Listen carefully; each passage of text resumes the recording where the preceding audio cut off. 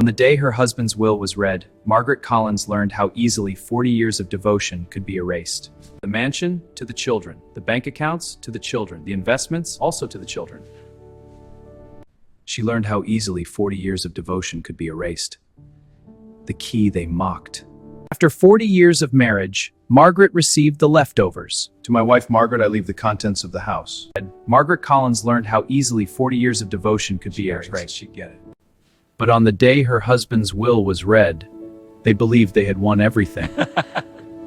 She learned how easily 40 years of devotion could be erased. She walked away with nothing, except a secret her husband had protected for decades. The estate is divided among his children. Margaret was only 28 when she married Jonathan Collins. To them, she wasn't family.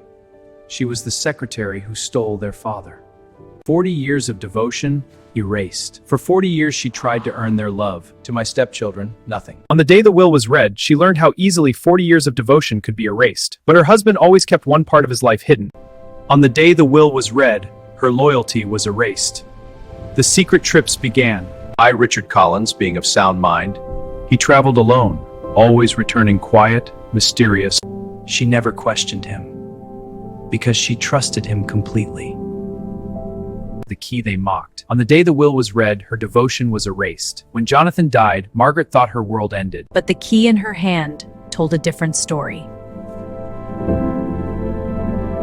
But on the day her husband's will was read, she learned how easily 40 years of devotion could be erased.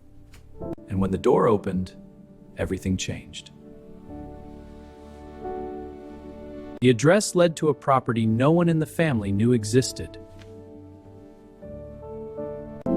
Margaret driving to the unknown address. The address led to a property no one in the family knew existed. The key they mocked.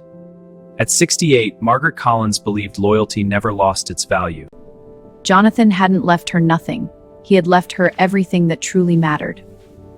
A hidden business empire built quietly for 40 years, but betrayal turned her devotion into a quest for justice. The key they mocked. Her loyalty was erased. She unlocked her revenge. Justice was served. The key they mocked.